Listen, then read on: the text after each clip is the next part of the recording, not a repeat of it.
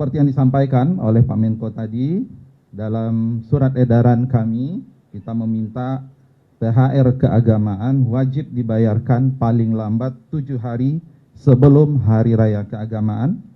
Namun perusahaan kita himbau agar dapat membayarkannya lebih awal sebelum batas waktu tersebut. Dalam surat edaran ini kami juga sudah merincikan tata cara perhitungan besaran dari THR. Kemudian kita menekankan bahwa THR keagamaan wajib dibayarkan oleh perusahaan secara penuh dan tidak boleh dicicil. Kemudian dalam rangka memastikan pelaksanaan pembayaran THR keagamaan tahun 2026, kami meminta para gubernur untuk melakukan langkah-langkah. 1. Mengupayakan agar perusahaan di wilayah masing-masing membayar THR keagamaan sesuai dengan ketentuan peraturan perundang-undangan. 2. Untuk mengantisipasi timbulnya keluhan dalam pelaksanaan pembayaran THR keagamaan, agar masing-masing wilayah provinsi dan kabupaten atau kota membentuk pos Komando Satuan Tugas atau Posko Satgas Ketenagakerjaan Pelayanan Konsultasi dan Penegakan Hukum THR Keagamaan tahun 2026 yang nanti terintegrasi dengan Posko THR Kemnaker.go.id. Bapak dan Ibu yang saya hormati, saya juga ingin menyampaikan yang kedua, surat edaran Menteri Ketenagakerjaan nomor M4 HK 04003 2026 tentang pemberian bonus Hari Raya Keagamaan tahun 2026 bagi pengemudi dan kurir pada layanan angkutan berbasis aplikasi. Surat edaran ini ditujukan kepada para gubernur dan pimpinan perusahaan penyelenggara layanan angkutan berbasis aplikasi di seluruh Indonesia.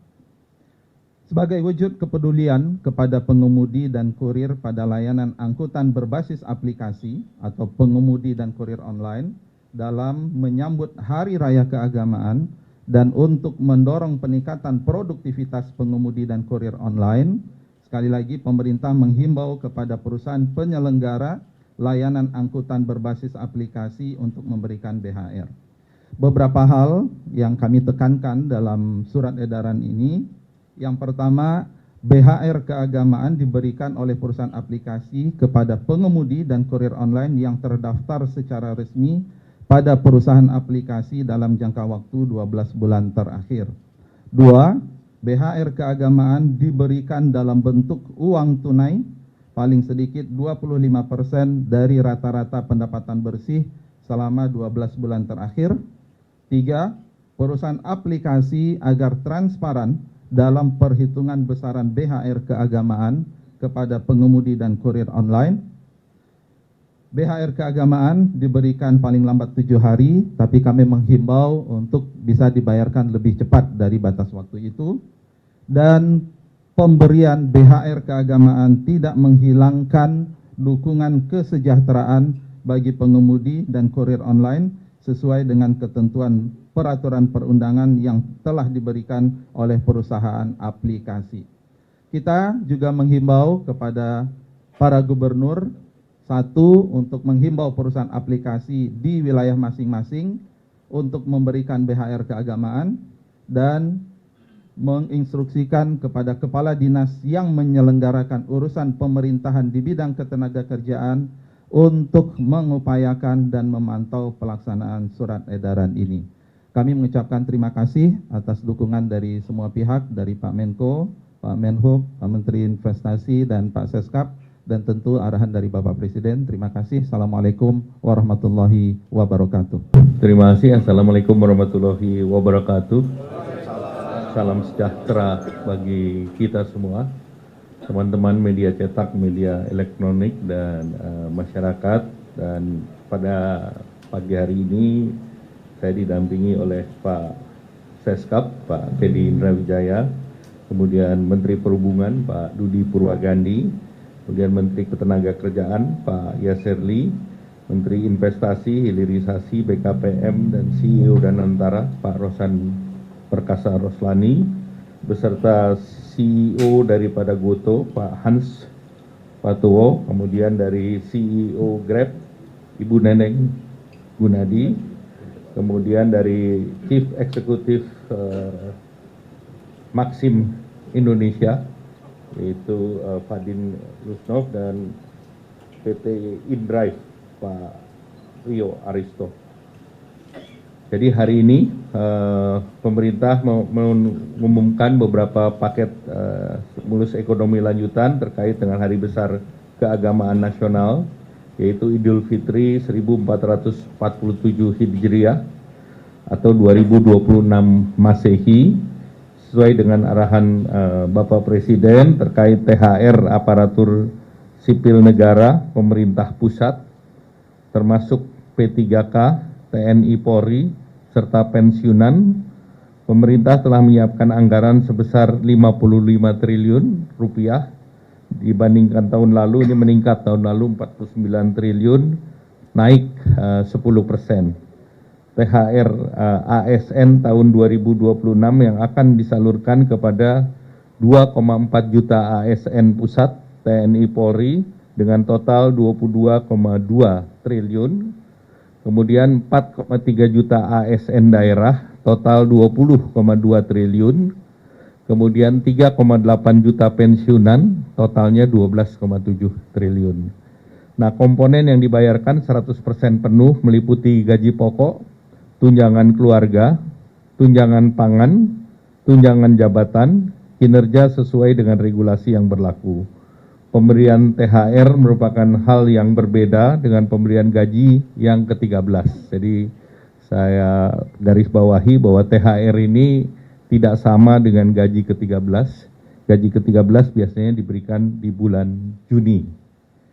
Nah, pencairan THR dimulai secara bertahap sejak 26 Februari yang lalu, minggu pertama, dan THR tersebut diberikan kepada PNS, CPNS, P3K, pejabat negara, prajurit TNI, anggota Polri, pensiunan PNS, pensiunan prajurit TNI Polri, hingga pensiunan pejabat negara. Sedangkan untuk gaji 13 ya seperti biasanya dibayarkan di bulan Juni.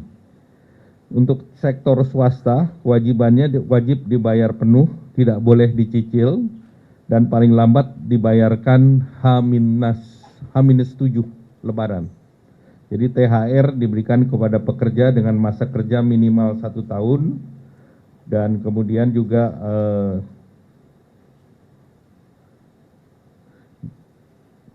jumlahnya minimal jumlahnya adalah 1 bulan upah, sedangkan pekerja dengan masa kurang 1 tahun diberikan secara proporsional. Nah, ini tentu setiap perusahaan akan bervariasi. Nah, berdasarkan data dari BPJS Ketenagakerjaan, penerima upah yang tercatat adalah 26,5 juta pekerja, dan diperkirakan jumlah THR yang dibayarkan senilai 124 triliun rupiah untuk THR sektor swasta, dan ini diharapkan bisa mendorong konsumsi nasional secara signifikan. Kemudian bonus hari raya untuk ojol. Ini bonus hari raya ini telah dilakukan dengan komunikasi intensif dengan para aplikator, dan alhamdulillah komitmen kuat dari para aplikator juga diwakili dengan yang hadir pada pagi hari ini. Jumlah yang diberikan ini BHR tahun 2025 bisa mencakup kepada sekitar 850.000 mitra penerima atau pengemudi dengan nilai total 220 miliar, dan ini 2 kali dari tahun lalu. Tahun lalu itu sekitar 110 miliar dari masing-masing aplikator seperti Goto dan Grab. Tahun lalu menyediakan 50 miliar masing-masing. Tahun ini 100 sampai 110 miliar, meningkat 2 kali, dan penerimanya juga menerima masing-masing 400.000. Maxim juga memberikan kepada 51.000 mitra sebagai penerima BHR. Tahun lalu 1.000 mitra, jadi Maxim meningkatnya juga besar, 51.000. Kemudian InDrive juga memberikan sekitar 500-an. Nah, kami mendorong penyaluran dilakukan lebih awal, H-14 atau paling lambat H-7 sebelum Idul Fitri. Terkait dengan perlindungan jaminan sosial bagi pengemudi, hingga saat ini mitra pengemudi mengikuti jaminan kecelakaan kerja, JKK, dan jaminan kematian atau JKM BPJS Ketenagakerjaan. Nah, selanjutnya kita telah juga memberikan bantuan untuk diskon transportasi khusus menjelang Lebaran, nilai rupiahnya 911,16 miliar, baik dari APBN maupun non-APBN, dan bantuan yang diberikan pemerintah pada saat menjelang Lebaran nanti dalam bantuan pangan itu nilainya 14,9 triliun, berupa 10 kg beras dan 2 liter minyak goreng untuk 35,04 keluarga. Dan pemerintah juga sudah mengumumkan work from anywhere tanggal 16, 17, 25, 26, dan 27 Maret.